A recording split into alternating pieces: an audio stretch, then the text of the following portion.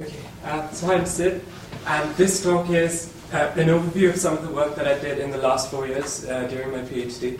And I don't have a lot of time, so I'll try and motivate a high-level overview of some of the ideas and not go into too much details about tables and state-of-the-art and figures, so that we get a general conception of what I've done. And hopefully we can discuss ideas for the future and what I think I've learned and the context and how the field has changed in the last 4 years. And if you want, stop me and I can go in more detail. But it does skim over a lot of things, and I hope that's useful. And so that was the title of my thesis. I worked on analyzing music and environmental audio with neural networks. I was supervised by Simon Dixon, and I did a lot of the work on the first chapter with Emmanuel. And okay. So I'll start with some motivation. So most audio analysis systems, which could be speech recognition, environmental sounds, or music audio, comprise the same few steps, which is we first take the signal, we break it down into short frames, we extract some spectral features of time-frequency representation. We then, once we have this time-frequency representation, we extract further features from it, and that's problem-dependent. And once we have these features, they input to a statistical model or a machine learning model. And the aim of that model is to try and extract out from all the variance in these features the quantities that we're interested in. So these features typically have a lot of variance, and we want to remove that with all these learning methods. And typically that's how all of these systems work. Now, in the last decade, in MIR, the trend has been that for different problems, the kind of feature sets that we use have kind of become standardized. So, for example, for music transcription, we use CQTs, and for automatic chord transcription, we use chroma. And the focus of researchers has been more and more to try and use more involved machine learning and signal processing methods to get better and better performance. And the feature sets have remained standardized. Now, given all of this, this is a graph that's taken from Eric Humphrey's PhD thesis and also a journal paper. It shows the performance of 3 popular MIR tasks and their evaluation accuracies as a function of time at MIREX. And I want to put a disclaimer first that this isn't convincing evidence for anything. It's just for argument's sake. It kind of implies that there hasn't been a drastic improvement in all of these problems over the last decade. Now, it's hard to defend because MIREX just does these evaluations on one particular data set, and they're done under particular experimental conditions. So even though it's not a very strong argument, it can be argued that the progress in some of these problems hasn't been drastic. And this argument is only valid in the context that in other fields, like speech recognition, natural language processing, computer vision, there has been rapid progress in the last 10 years. And one of the main reasons for a lot of this progress has been the adoption and development and design of neural network-based methods for all of these domains.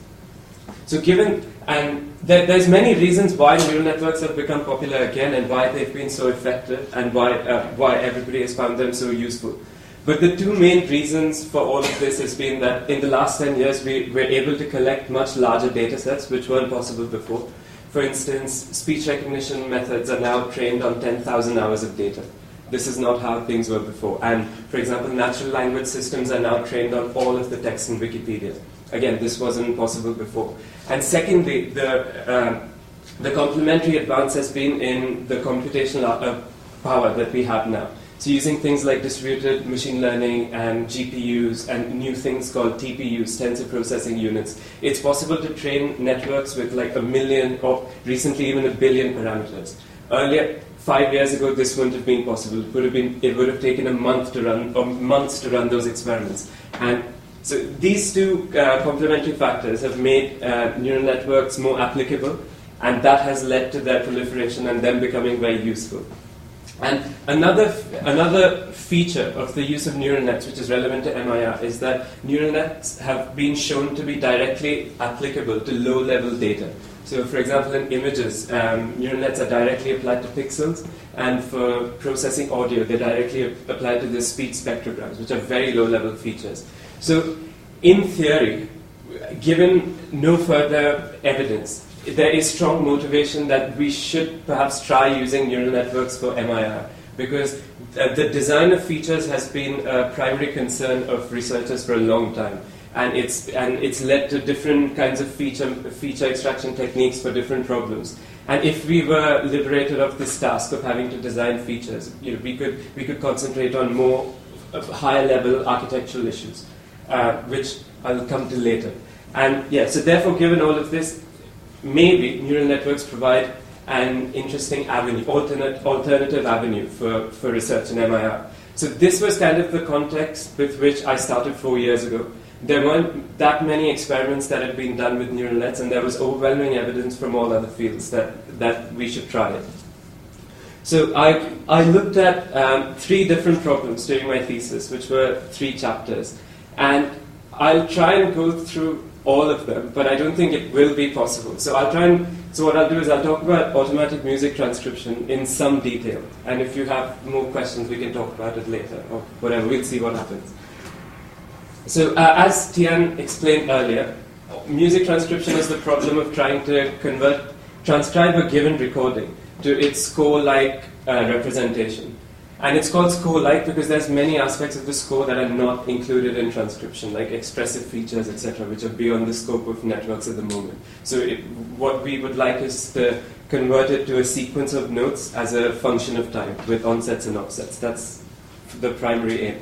And music transcription is a difficult problem even for human experts. There can be several interpretations of the same performance of the same recording, and there's a large gap currently between state-of-the-art transcription systems and what human transcribers can achieve. Now, one of the reasons, or some of the reasons that music transcription is a difficult challenge is, unlike speech, there is an inherent underlying problem of source separation. When speech recognition has, neural networks are very well suited for speech recognition, and they do well on it. But there's this underlying assumption there's only one speaker. Speech recognition systems perform very badly when there's crosstalk or when there's more than one sources. But even if we restrict transcription to one instrument, which could be a guitar or one pitched instrument, there's always, or typically there's more than one note played, which leads to complex overlaps of harmonics, as Tian was describing earlier, etc. And that makes the problem of isolating the interesting features, which are notes, etc., more difficult. Some of the other problems are that because the initial feature space has a lot of variance, which is the time frequency representation. We don't exactly know what kind of feature should be extracted. We've converged upon CQTs, but surely there's better representations because these methods don't perform as well as we'd like them to. And some of the other problems associated with AMT in general, from the context of neural networks, are that collecting very large data sets is difficult because we don't have automated methods for having a first pass through data sets. Like in speech, what happens is you have old models where you run a first pass and you transcribe hundreds of hours or thousands of hours of data, and then it goes to a few graders and you get very clean transcriptions. But that's a difficult task for music because you need human annotators and you need agreement, and it's difficult to collect large data sets. And also, even if, say, we collect a very large data set of hundreds of hours or thousands of hours of data, it would be difficult to distribute it because of copyright issues. And this kind of limits the applicability of data-driven applications. That's a fundamental problem, which I don't know what we can do about. And so those are some of the initial challenges to neural network kind of approaches. Now, in AMT, there's let's assume that the first 2 stages of the pipeline are well defined, which is the time frequency representation and the features. Let's assume we use CQTs or some set of features that the community likes. After that, there's 2 complementary and parallel approaches to statistical modeling which are popular. One of them are the family of approaches which Tian described earlier, which is NMF based. As she had in her second slide, there's many different branches that you can have. You can have different kinds of cost functions, different kind of divergences, beta divergences and KL divergences, and many different flavors of NMF. And then a related approach to that is PLCA, which Emmanuel has developed extensively over the last few years, which is also related to NMF. And the complementary approach, and I must say that each of these approaches has their own advantages, depending on the problem and the specifics of the problem. For example, with limited data, NMF approaches are much better suited because they're kind of unsupervised. And if we know the instruments that occur in the test set a priori, then we can get profiles of those instruments and build that information into our system. But in cases where it's kind of an unconstrained environment, it might be better to use classification-based approaches. And the general framework for classification-based approaches is that we extract some features and we try and learn a map from these features to the output labels. And in conception, they're general, and assuming that it is possible to find such a map, we can deploy like an army of different classifiers and try and learn these maps. So those are the two competing approaches. They're both equally popular in literature. And the first set of experiments I performed was to try and see how neural network acoustic models compare to existing methods. When I started, I don't think there was any. There had been some initial applications, but there wasn't a clear comparison done, and it wasn't obvious what kind of neural network architectures we should use, and it wasn't even clear if the amounts of data we have available to us would be enough. So the first point to start off was to see how these acoustic models would compare to what we had already. So the first set of experiments I performed was on the MAPS dataset. It's a dataset of piano-only music, and we picked this dataset because it was the largest collection of label data that was freely available that we could use to train neural networks. It might be that there's other datasets now, but this seemed like a good place to start. And some of the stats are that there's 270 tracks, 210 of them are synthesized from software piano, and 60 of them are recorded on a real disclavier piano. And some of the figures and graphs are taken from that paper. Okay, so as I said, there's one of the intriguing and useful properties of neural nets are the fact that they are compositions of different functions, and which is what is called layers. And a composition of many layers is what makes a neural network deep. And I'm sure you've heard of deep learning, which implies that neural networks with many layers are useful function approximators for various things. So one of the first things that I tried was the three most popular architectures, which were used in speech recognition and various other fields. So I'll quickly describe one of them and then motivate the other ones. So the leftmost architecture is the simplest one, which is called a feed-forward DNN.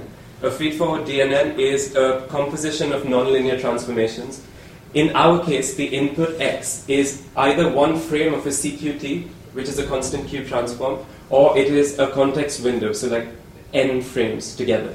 And the output is the target of the middle frame or the single frame that we're interested in predicting. And the outputs in this case are 88 independent labels for the 88 notes on a piano. And all these intermediate layers, they're basically compositions of different transformations. And the motivation for using something like this is that something like the Mel frequency transform or MFCCs can also be expressed as compositions of nonlinear functions. For example, a log at the end preceded by an affine transformation. And there is motivation that this can be learned directly from the data itself. And so that's the simplest architecture. That's a feed-forward DNN. Another architecture that I tried was an RNN, which is typified by the recurrent connections in the hidden layers. So the difference between the RNN and the DNN is that the DNN makes a prediction conditioned on a frame or a set of frames of inputs. And the RNN, on the other hand, makes a prediction based on all of the inputs seen till a particular time. So at time t, it makes a prediction condition on x from time 0 till x to time t. And the last one that I tried was a convolutional neural network, or a ConNet. And the input to the ConNet is, again, it's a 2D slice of the time frequency representation, in our case a CQT. And instead of performing some operation on all the dimensions at the same time, ConNets take a small patch and then they convolve the kernel or the filter all over that patch.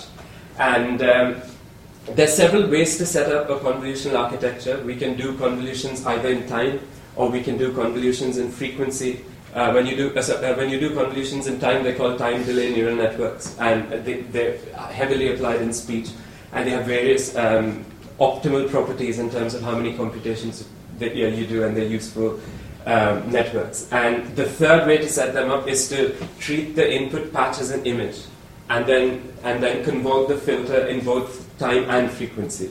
In our case, log frequency. So in initial experiments, it appeared that the 2D convolutions work best, and that's the architecture that I've used. But there's many different setups that could have been tried, and that should be tried. This is one instance of some of the things that we can do. So without dwelling on some of the... So without spending too much time on trying to compare with state of the art, I'll just try and motivate kind of the neighborhood or the ballpark of figures that these networks produce. So in order to get an understanding of how they perform, we did the same set of comparisons that Tian presented earlier. One of the systems is the PLCA system, which was developed and extended by Emmanuel, and he was the one who helped perform those experiments and helped do robust comparisons. And the second model is by Emmanuel Vincent, which is also inspired by NMF, and Emmanuel also helped with those experiments. And then I tried the three models that we mentioned before.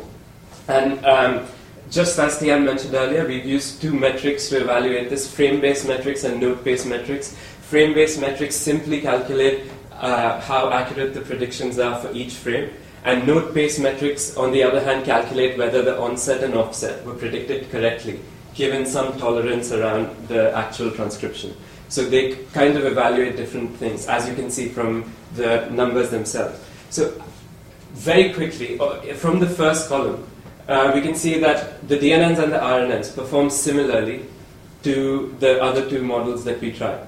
And the ConNNs perform, say, 4% absolute percentage points better.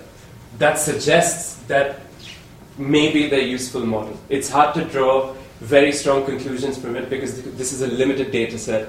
This is a particular kind of experimental condition, which is where we trained on the synthesized data and tested on real data. So perhaps performance would be different if we trained on real pianos. So we can't claim too much, but maybe they're useful architectures is something we can comment.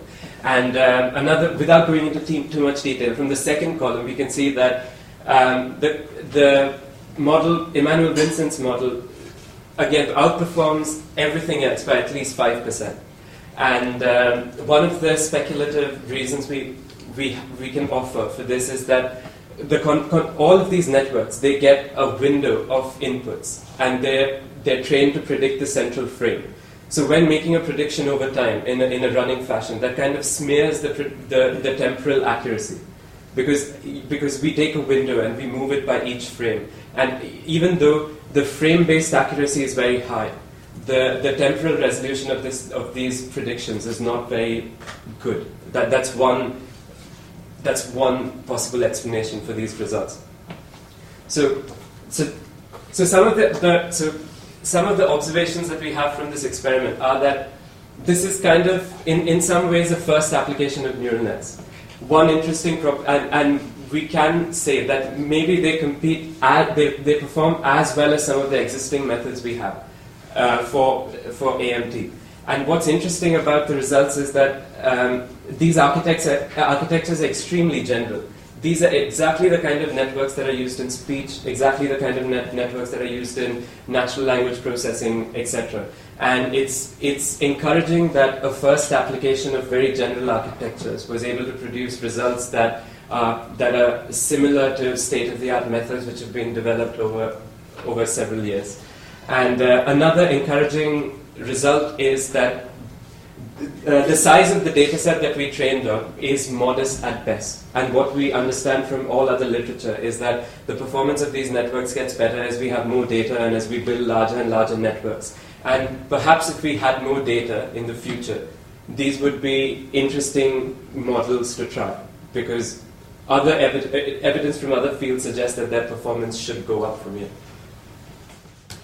So those are some of the initial experiments with acoustic models. Now, also, I want to explain this last line. What I mean by by that last point is that these experiments since then have been tried by other people, and the numbers here have been verified, and some people have achieved a few percentage here and there, and we can try networks with more parameters or slightly more involved architectures or use more involved optimization techniques and eke out a few percent here and there, but they kind of represent the glass ceiling of what we can achieve with limited data.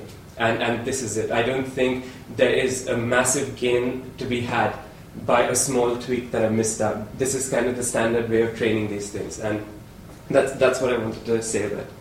So, having said that, there must be, so given the lack of any more data, there must be alternative ways that we could try to approach the music transcription problem to try and get better results. And one of the things that I looked at was music language models. So the analogy is from language modeling in speech, where in addition to the information that's encoded in the signal, we have a strong set of priors from the structure of language. So given a sequence of words, there's a probability distribution over what the next word can be in the sequence. And same for music. Given a sequence of notes based on music scales and theory, there's distributions on what the next note should be. Now, typically in music transcription systems, music language modeling is ignored. And there's reasons for that, and I'll explain that. One of the main reasons that music language modeling hasn't been looked at extensively is due to the cardinality of the space of possible note combinations. So say we have n notes. In our example, it's 88. In that case, there's theoretically 2 raised to 88 possible note combinations. Now, firstly, this is not entirely true. We're limited by how many fingers we have and how many different things can play at the same time. And we're also limited by music theory. Not every note combination is valid. But still, even with all of these constraints imposed, there are many, many possible note combinations. Now, typically in speech and other fields, temporal modeling is done with state space models, like HMMs. In state space models, every state is represented by its own node. Now, if we have exponentially many states, it would require exponentially many nodes in an HMM, and we don't have enough data to train them. Now, the other alternative is models like factorial HMMs and other related things, but they're difficult to train, and people use variational Bayes and other techniques, but they don't converge very well, and there isn't compelling evidence that those models are the way to go. Now, recently, since the rebirth and the rejuvenation of neural networks, one very interesting model that has come out of it is RNNs. And RNNs are interesting in the context of music language models because their state space is a continuous vector. So we don't have the burden of so all the information is compressed into a continuous real-valued vector.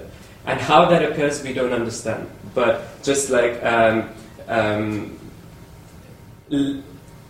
dynamical systems, recurrent neural networks are very compact and expressive state space.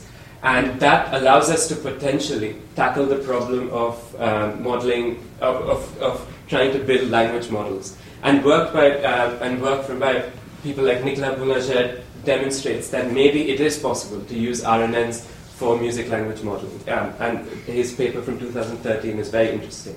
And another motivation for music language models is, given guitar tablature or MIDI data that we can obtain more easily compared to labeled, clean, annotated transcription, it might be possible to train language models independently of the acoustic models. Just like we can use all of Wikipedia to train language models for speech.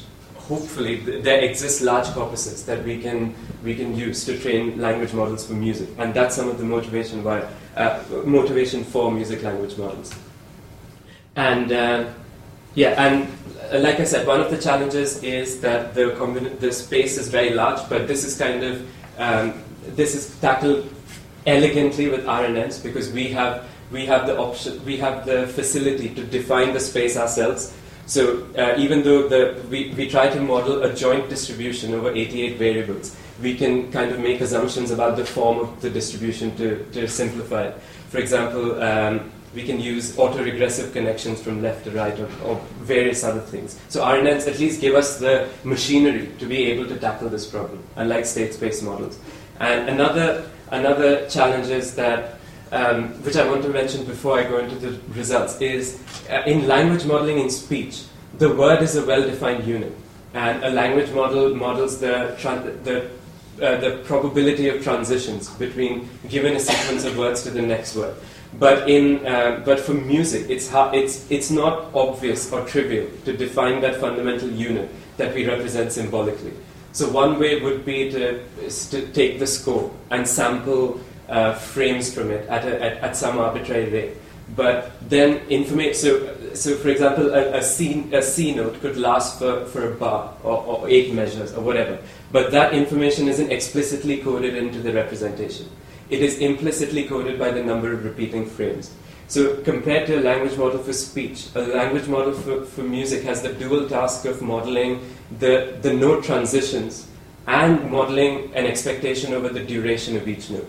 So that's a difficult problem, especially when we don't explicitly provide this information to the network. We're hoping that somehow in the representation that information is present, and that's a completely open problem, and I hope somebody looks at it. And also, given, say we had an Oracle music language model, we do not know how to combine this with the predictions of the acoustic models. There are certain things and evidence from speech recognition that we can go upon, but when I started, it wasn't clear, and that was some of the work I did on how we could combine these things. I don't know how much time I have. Just... There's room for until 5. Okay.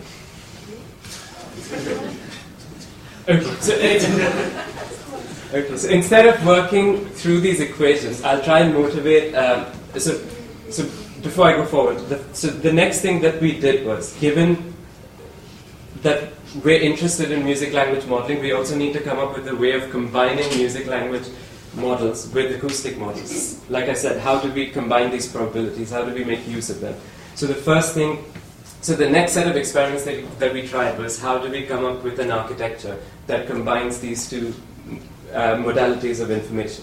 And rather than going through the algebra, I'll try and motivate it through this figure. So if we ignore the arcs at the top of this figure, that is exactly the graphical model for an HMM, where the gray nodes represent the inputs, and the white nodes represent the output symbols that we're interested in. So in this case, let the gray nodes be time frequency features, CQT spectrograms, whatever, and let the white nodes be node combinations. So if you remove the arcs, then the arrows between the white nodes represent the transition probabilities, which are obtained from an HMM, and the arrows going down represent some kind of observation distribution, which typically would be a GMM or whatever.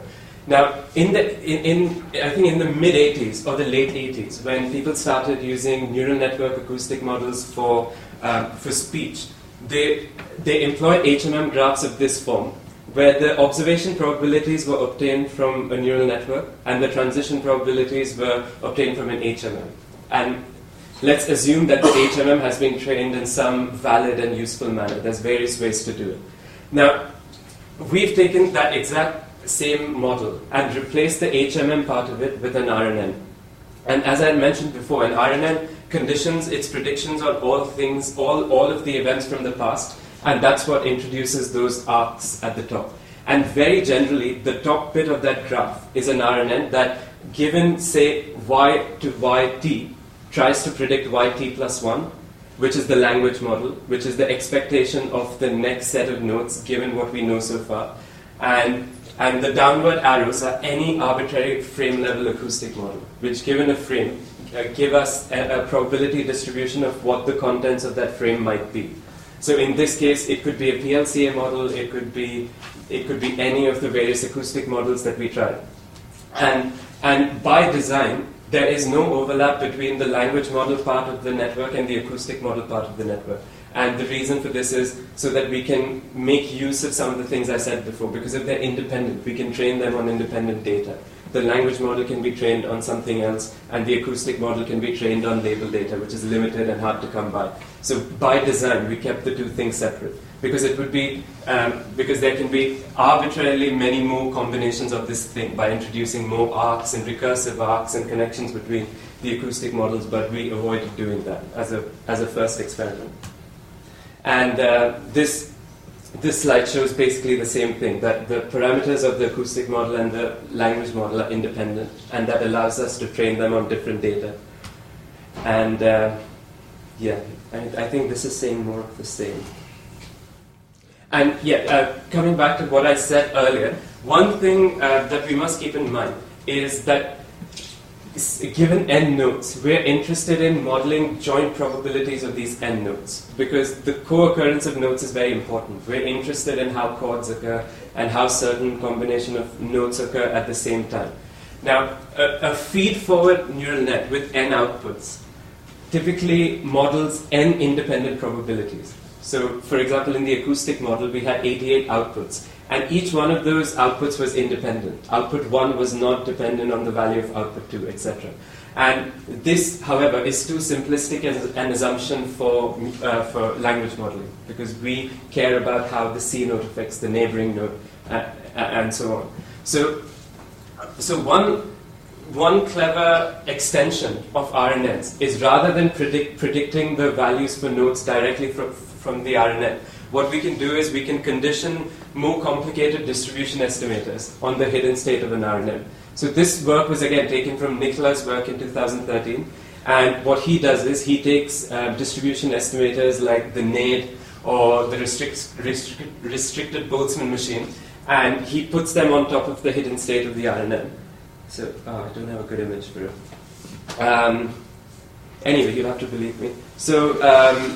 So you can condition these more complicated distribution estimators, and that allows us to define probability distributions in this high-dimensional binary space, which is useful for music, and which is what we want to do. And so now that we have, let's assume we have a way of now combining these two probability distributions that we've just designed to make them easy and make them interpretable. At test time, we still need to have a method that, given a sequence of time frequency frames x, we'd like to infer the most likely sequence of symbols y. Now, in for HMMs, there's very efficient dynamic programming algorithms for that, like the Viterbi algorithm, and the Viterbi algorithm is very useful for training as well. However, this becomes a much more involved and computationally expensive and difficult problem for RNNs, because at any time t, the prediction at t is conditioned on what we've seen from 0 to t minus 1, and we do not know what the optimal values for those blocks are. So one way to go about it would be greedy search, which is we take the probability distribution at time 0, we pick the most likely thing, and then we feed that into the next prediction. Then we pick the most likely thing. But that has been shown in many different fields and theoretically to be suboptimal by a long way. There's much more optimal ways of searching through this conditional graph to find the probabilities. Now, with the kind of conditional graph that we get for RNNs, the most useful and the least explosive way of going about it is with a beam search, because beam search scales linearly with the length of the sequence. Various other more involved decoding techniques have like exponential relations or polynomial relations, and for at 10 milliseconds, a 1 second sample would have 100 frames. If we have a minute-long song, that's many frames. And if our parameters or the search time were to scale exponentially, it would be impossible to finish decoding in any reasonable amount of time. So beam search is the way that it's done, and it's used in natural language processing. It's used in speech, and it's what we use for decoding. And I don't want to explain it, but beam search is a very simple way to approximate these conditional probabilities, and it's a very simple graph search algorithm that makes certain assumptions or based on heuristics. So, having said all of that,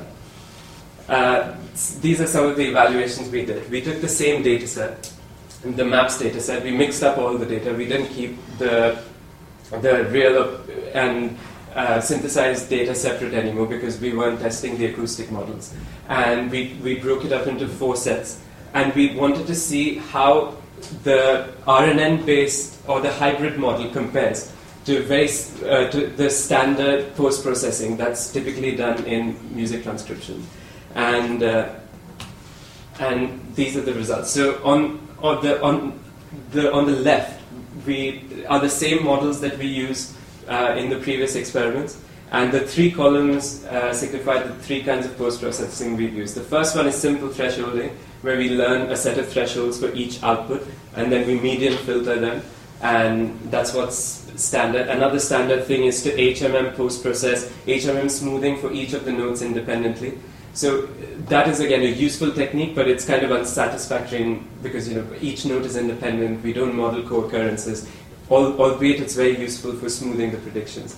And the third column is the hybrid architecture that we tried. And as you can see from these results, unfortunately, there is not much to say. The results are inconclusive at best. For some of the models, they're slightly better. For some of them, they're never worse, but can't really claim much. They're not spectacular. They're not even. It's just underwhelming. And yeah, there's some things that can be said. For example, the improvement is better when the model is frame-based, and when we start introducing larger context, it breaks some of the assumptions we made in the probability distribution. But again, it's not that interesting, given that the results are not that good. So having found that out, so these results aren't that good, and I just want to point out one more thing, that we found that inference was actually a computationally very intense process. And in order to get useful solutions, or get solutions that were good, we had to run the beam search with very large beam widths. And that means a lot of computation. And in order to deal with that, we also explored this new variant of beam search, where we replaced the priority queue, which is typically used in a beam search, with the hash table, in order to try and enforce diversity in the kind of solutions that are kept. And to give you a quick overview, say we had 1,000 time steps, and the graph corresponds to partial solutions in these time steps. Now, the beam, which is the number of solutions we consider at any given time, can potentially be full of solutions that are almost all the same, but differ at a few time steps out of that 1,000, which in practice are kind of uselessly filling the beam with the same thing. They're not fundamentally very different. So we came up with this, or we proposed this way to try and enforce some measure of diversity in the solutions that beam search looks for. And we found that by enforcing diversity, we were able to get at least as good performance as regular beam search at an order of magnitude lesser, smaller beam widths, and therefore smaller computation. And that I think was a useful finding, because that algorithm is general and can be used for any search operation. Now, given those results, there isn't much to say for the language modeling. We found something interesting with the acoustic models, but the language modeling results were quite underwhelming. So we performed a parallel set of experiments where we performed evaluations on the BARC-10 dataset. The BARC-10 dataset consists of 10 recordings of mixed instruments. And coming back to some of the things I said earlier, it wasn't possible for us to train neural network models here for the acoustic model because there isn't enough data. For the instruments that are present here, I didn't know of any labeled data set that had enough data that we could use to train neural network acoustic models. So what we did instead was we used a PLC acoustic model. We used the PLC acoustic model that Emmanuel trained, and we tried to come up with a different architecture or a different framework for how we could combine the predictions from a language model with this acoustic model. So we took exactly the same model, or the same architecture from the language model, which was an RNN. And this time, again, we didn't have corresponding data for this evaluation data set. So what we did was we took 1,200 folk melodies from the Nottingham data set, and we trained an RNN very generally. And at a high level, I think they would have captured some basic properties of music, like structures of simple harmonies and melodies. And we hope that even this basic knowledge of music would help transcription in some way. Now, I think it would be pointless to explain how PLCA works. What I can say is the outputs, the PLCA defines a probability distribution, a conditional probability distribution where the inputs are a time frequency representation, in our case a CQT, and we get a conditional distribution on the notes. And the thing of relevance here is that the output distribution is a multinomial distribution, and from maths we know the Dirichlet distribution is a conjugate prior to the multinomial distribution, and using this prior we were very easily able to include the predictions from the language model to the acoustic model. As you can see from the third bullet point, the Dirichlet prior is very simply the product of the outputs of the acoustic model and the language model. So it's basically the probabilities we get from the acoustic model filtered through this other thing that we have, which is an RNN. And in conception, this was what the model looked like. So how it works is we have a PLCA acoustic model, we get a recording, we put it through the model, and we get an initial transcription. Then we'd feed this transcription into the language model, and we'd get a set of prior probabilities. And these prior probabilities would comprise this alpha term, which would then be used to retranscribe it. And this is an iterative recursive process that can go on and on. And we wanted to see if it makes any difference. So very quickly, we tried two kinds of language models, an RNN with independent probabilities, which is unsatisfactory musically, and an RNN with a Nade distribution estimator on top of it, which is better motivated. And we found that we got a 3% improvement in F measure, which, again, I don't know what to claim for it, but it's definitely encouraging. And these results, to the best of my knowledge, are the best results on this data set so far. And they could be considered as the state of the art. I don't know how valid that is. But again, in terms, so the interesting observations from this are that our acoustic and language models came from two different sources. The language model was trained on data which was much simpler music data compared to the acoustic, compared to the test data. And we were still able to see, with a very simple combination architecture, a decent win in terms of performance. And that's an interesting observation. And I've got one question on that. So basically, when you include musical knowledge, you get a slight gain in performance. Yeah. But did you have a gain in terms of plausibility of the results? Because sometimes you could have the same quantitative measure, but the quality of it could sound different to us. Yes, that's true. I can't comment on that in any valid way. I didn't do any. I think we observed like that some semitone errors.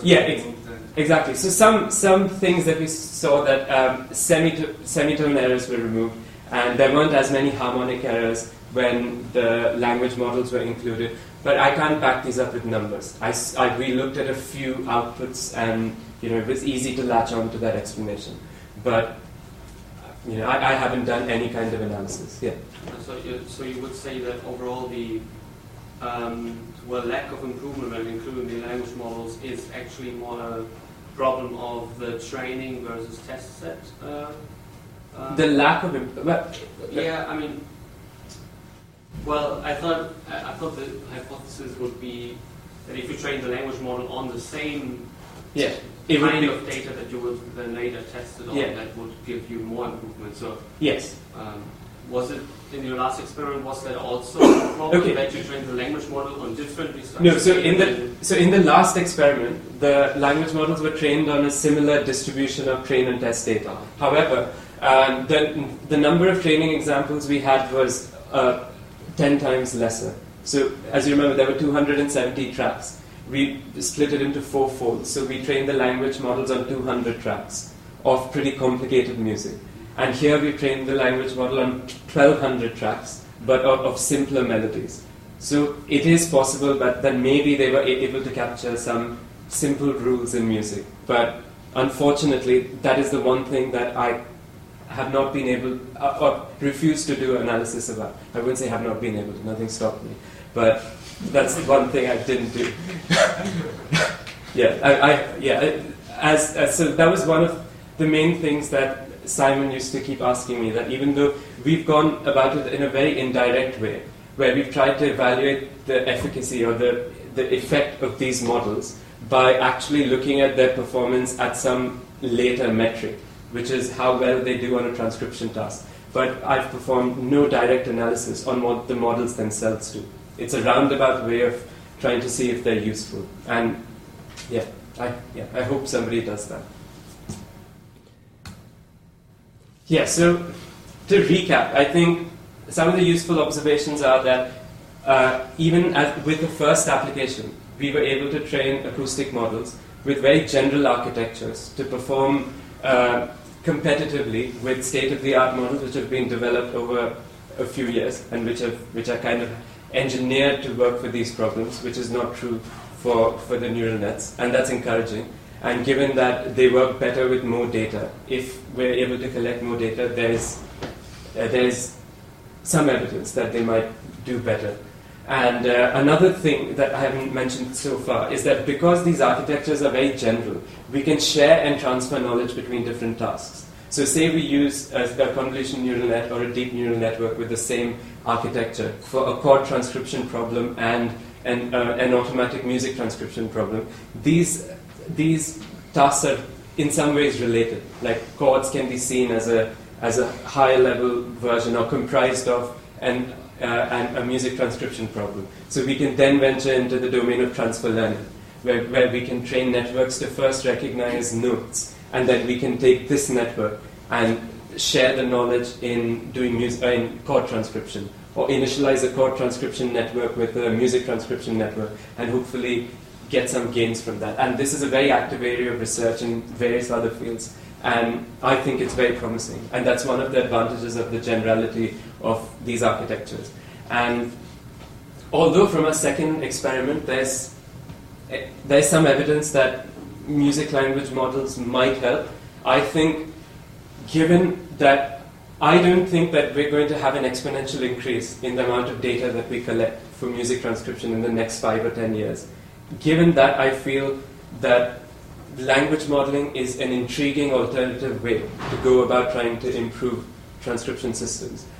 Unfortunately, it's not trivial. We don't know how to represent music. We know how to represent music symbolically. We don't know how to adapt that for transcription yet. The piano roll notation that I've used and Nicola used before me is kind of arbitrary. It implicitly has some information about timing, but not really. It would be kind of unreasonable to expect these networks to learn transitions and timing and exceptions from timing just from sequences of frames. So I think it would be a very interesting avenue for future work. And also, as I just mentioned, I've not done any direct analysis on what these models learn. So it's very hard to say what properties of music have somehow been learned by these models. And yeah. So I could go on, but I think that's I just like more of the same. There's other experiments, and yeah. Should I go on? I don't think it's very interesting. Like a lot of. Okay, I'll go on then. So the second chapter was about automatic chord transcription at a very high level. I took exactly the same hybrid architecture that we had for. I took exactly the same architecture that we developed for music transcription and evaluated it for a chord transcription problem. And the music transcription and chord transcription are related, but some of the differences are that chord labels are monophonic. So there's only one chord label that's active at one point of time, and that's a useful property because it makes decoding and even designing the acoustic models a bit simpler. And also there's many more parallels with speech recognition, and why that's useful is because there's a lot of machinery that we can use and adapt for application to these problems, which is nice, rather than having to start from scratch. And the main idea was to again see whether the generality of use and application of these networks persists to a different problem, and whether this can be whether it's useful. And we evaluated it on a data set of popular music, which comprised of tracks from the Billboard charts and the Queen and Beatles music, and we compared. Okay, we didn't directly compare them, but we have some relative numbers, and we also wanted to see how the RNN language model works on chords. This time, our language modeling is not occurring on sequences of notes; it's on chord labels, and HMMs have been shown to be very useful for chord transcription. Given an acoustic model, they always improve performance between 4 and 6% absolutely. And it was interesting, it was good motivation to see how RNN-based language models compare to that, because we already know that language modeling is very useful for chord transcription. So that's the architecture of the system. That we get CQTs from the signal. That goes into all three kinds of architectures that we tried: DNNs, RNNs, and columnettes. And at the output, we get a multinomial distribution over chord labels. Now, so these are the results. Similar to before, on the left are the different kinds of acoustic models, and and the columns represent the different standard post-processing techniques. None corresponds to just picking the maximum predicted value. HMM is the most standard and most useful post-processing technique, and LSTM here represents a kind of RNN. It's still an RNN, but we had much more data here, so we were able to train networks with more parameters, which is an LSTM. And very quickly, I think what we can see here is that the language models don't help. And the RNN language models, again, even though this is a first application, perform at least as well as the HMM post-processing.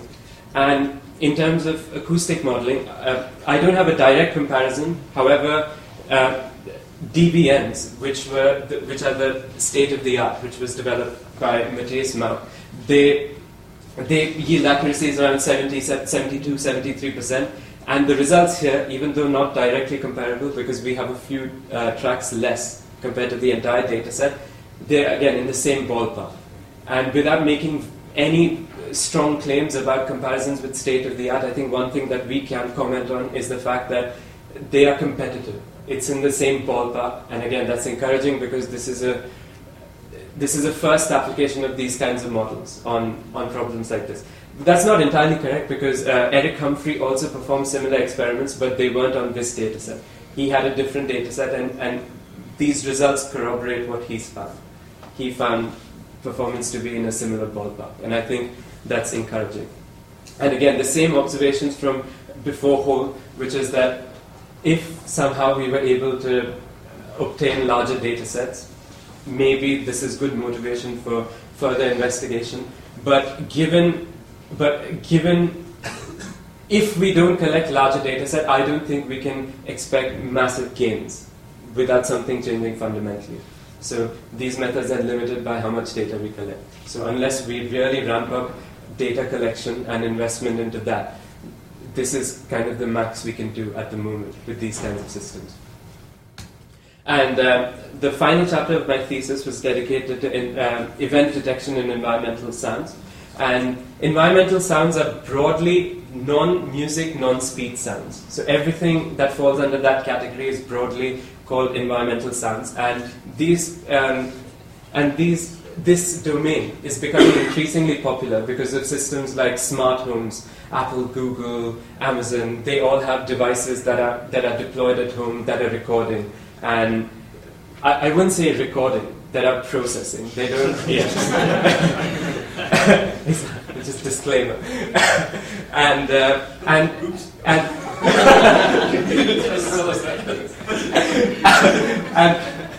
also it's recently and given the fact that you have these devices, it would be a useful property for them to be able to detect certain things. Say the alarm goes off in your house, or there's a fire, or babies crying, or glass breaks, or events like that.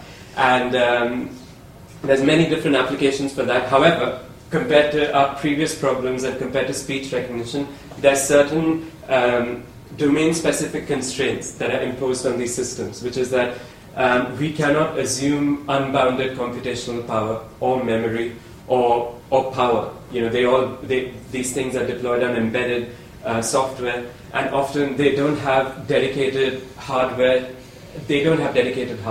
You might have a camera that can also detect an event, or you might have a smart TV that has these added capabilities, or an Amazon Echo, which is like a speaker that does some other things, but also needs to run audio processing.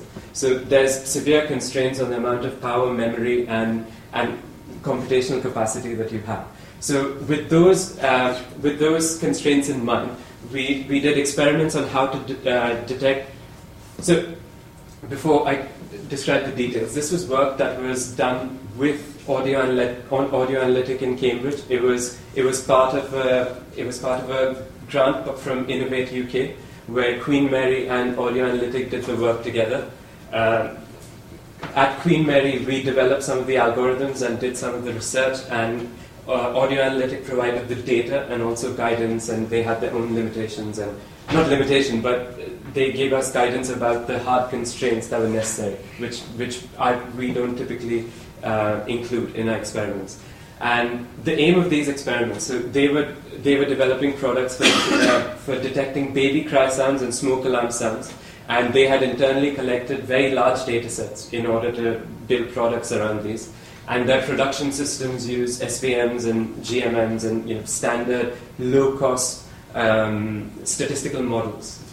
But also, I would say, robust models, because GMMs are quite useful in detecting various kinds of sounds. And it can be argued that smoke alarm sounds aren't that complicated. They're synthesized sounds with, say, with a few sinusoids or whatever. But some... Okay, sorry.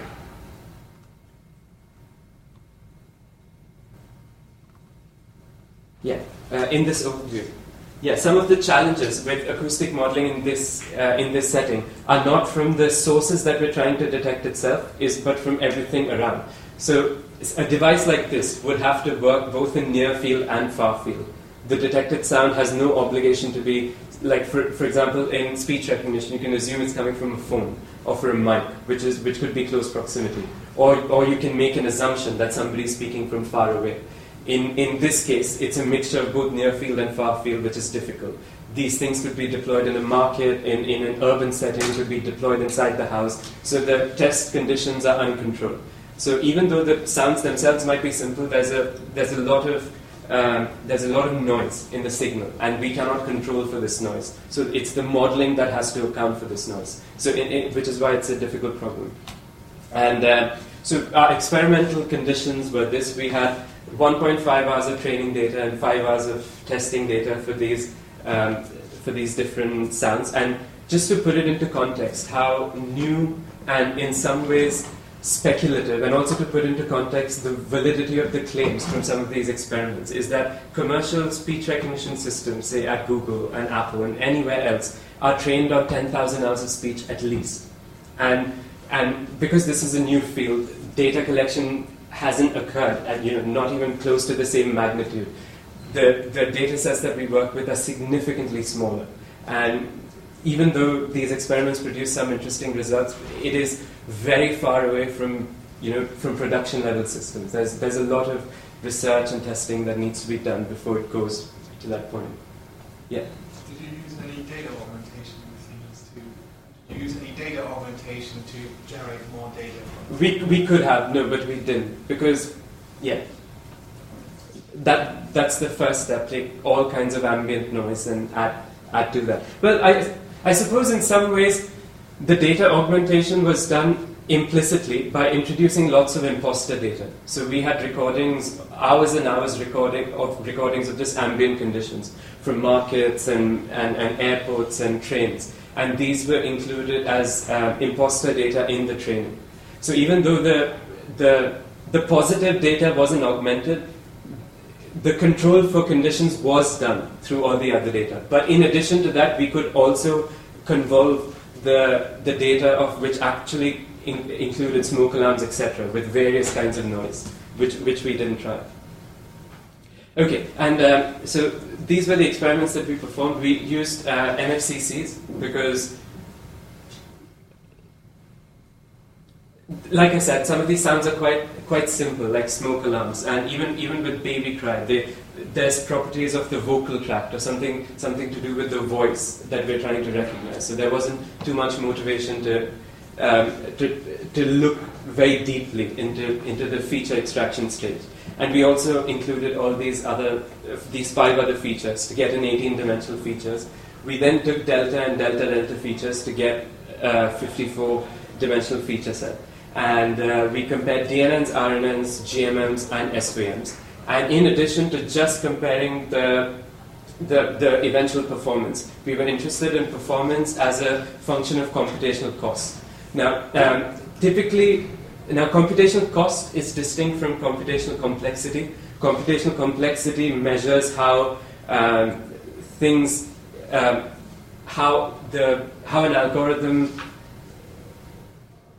how costly an algorithm is asymptotically based on certain parameters. But when we say computational cost, we literally calculated the number of computations in propagating a signal through the model itself. So for a neural network, it would be how many additions and multiplications and non-linearities, and we calculated each one and added them. And same for a GMM, same for an SVM. And these are the kind of scatter plots that we generated. The x-axis is the number of operations, and the y-axis is the equal error rate. Now, an equal error rate, so these experiments are a binary classification problem where the answer is either 1 or 0 for whether these events have been detected. Now, for binary classification problems, and what we get out of these systems is a continuous score, and then we threshold it to find to make a classification of either 0 or 1. So the classification performance is a function of the threshold value that we choose. And for binary classification problems, people use ROC curves so that you vary the threshold over everything and you pick the minimal point. But another standard curve that's used is called the detection error trade-off curve, DET curve. In that you make some assumptions where you normalize the axes, and rather than getting a curve, you get a very linear line. And the equal error rate is the point on a DET curve where the number of false accepts is equal to the false reject. And that is a standard metric that's used in various classification problems, and that is what the y-axis is. And the lower the equal error rate, the better. And from this graph, we can see that the cluster on the lower left, near the origin, are all the neural network models. So we found that the neural nets gave much better performance, and we were able to train neural nets with much fewer parameters compared to SVMs. And the number of parameters were comparable to GMMs, which were baselines. The neural networks did much better in terms of performance. So these are the results on the baby cry dataset, and these were the results on the smoke alarm datasets. And again, we found the same thing, that we were able to get double win, which was better results and fewer computations with neural nets. And so given the constraints that these things have to be deployed on embedded hardware, and both memory and computations are strict constraint, it's an interesting property that neural networks can give better performance without a massive increase in computations. And I'm not sure, I think that's what they use now. Or the results were compelling enough for them to consider training very large systems and consider deploying them in their products. But I don't know, I cannot comment, and I do not know. And so that's most of it. I think some of the conclusions are that we get interesting or encouraging results for acoustic modeling for all of these various problems, but with very similar architectures. And given more data, it is possible that we might be able to get much better performance. And given all of this, I feel that, in my opinion, language modeling is a very interesting and intriguing and theoretically well-motivated way to look at an alternative way of improving automatic music transcription systems. And even the analysis of what these things learn and how we represent these symbols is a very interesting and open problem. And yeah, I think it's, in summary, those are some of the things I think would be worth looking at and should be investigated further. And for details, all of the papers that these numbers are taken from on my website, and I haven't finished corrections yet, but I'll put up the thesis there as well. And I haven't put up the code yet, but if any of you want to continue any of these experiments, I have all of the code that I've written, and it's kind of, there's recipes where you can recreate the numbers, and it'll be a much better starting point than starting off from scratch. I spent the first year of my thesis just learning how to program these things, and it was only in my second and third year that I actually did something useful. But compared to then, things are totally different now. There's so many more libraries, and the actual training of the neural nets is trivial now. It's about how you set them up, what kind of architectures you use, and those are the interesting researchy bits. And if using my code as a starting point can save your time, you should definitely do that. That's it. Thank you.